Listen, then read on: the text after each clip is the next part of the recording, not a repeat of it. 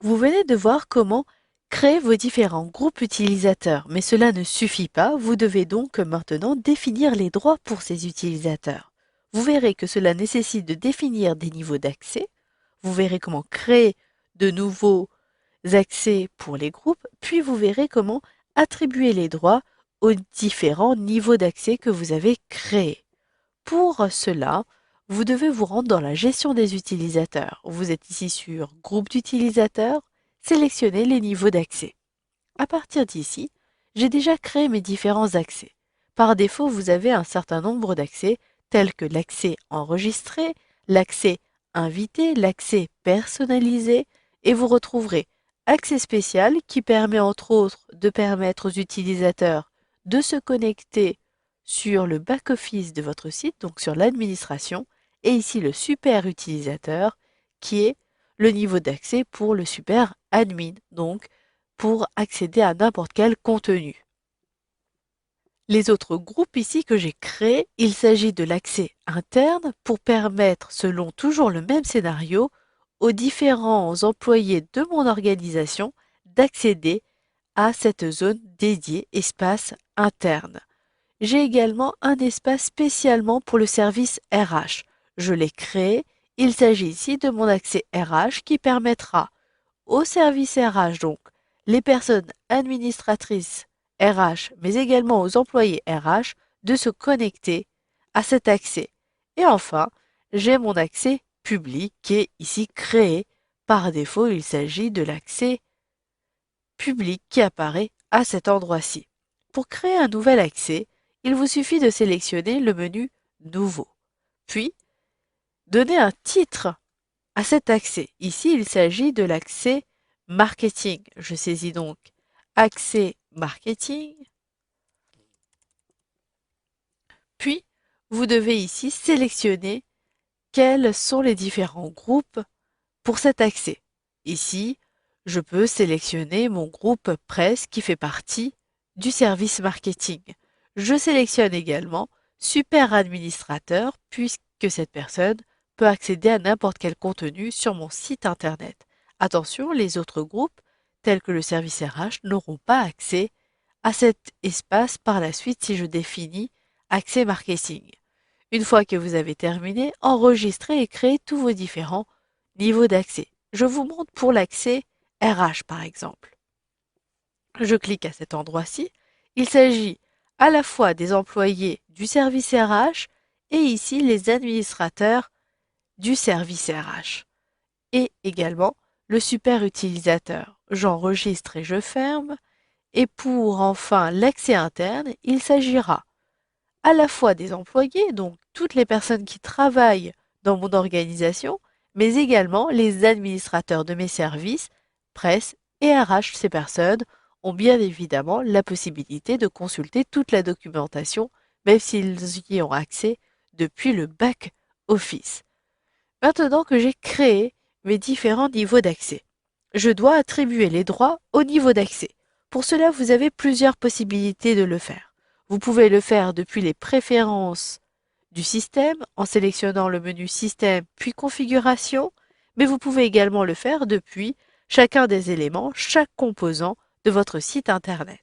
Donc, pour configurer de façon globale, sélectionnez bien Configuration, puis depuis l'onglet Droit, vous retrouverez vos différents niveaux d'accès dans le volet de gauche. Vous le voyez, vous retrouverez bien vos groupes employés, employés autres services, employés RH, services, presse, RH et super utilisateurs. Et vous pouvez à droite maintenant définir si les personnes peuvent se connecter au site, se connecter à l'administration, avoir un accès hors ligne, avoir l'accès super utilisateur, avoir accès à l'administration, créer des éléments, supprimer, modifier le statut de certains éléments et modifier ces éléments.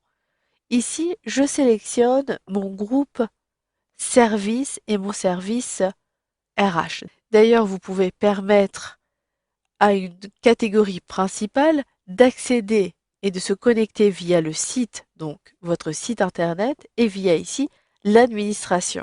J'ai autorisé pour service, donc pour presse et RH, ces éléments ont été hérités, ils sont donc autorisés à se connecter au site et à l'administration.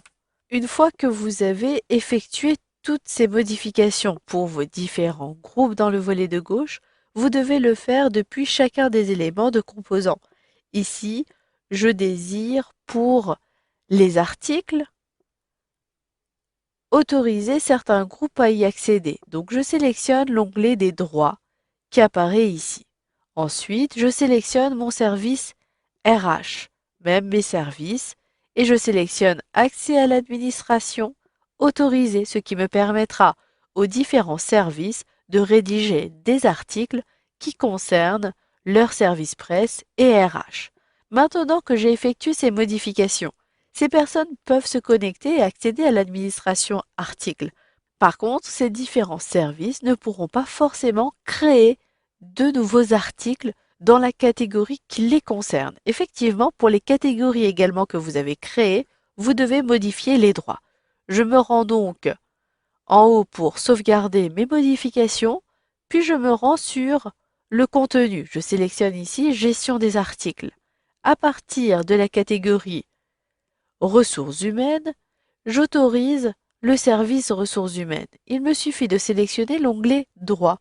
Ici, dans le volet de gauche, je retrouverai pour ressources humaines la possibilité ou non de créer des éléments, de supprimer, de modifier le statut ou de modifier ces éléments. Il me suffit donc d'apporter ici la modification, donc là j'autorise. J'autorise également la suppression, la modification, ainsi que le statut et la modification des éléments. Puis, je sauvegarde et je ferme. Vous pouvez réaliser les mêmes manipulations pour chacun des éléments, chaque composant, chaque catégorie. J'enregistre et je ferme.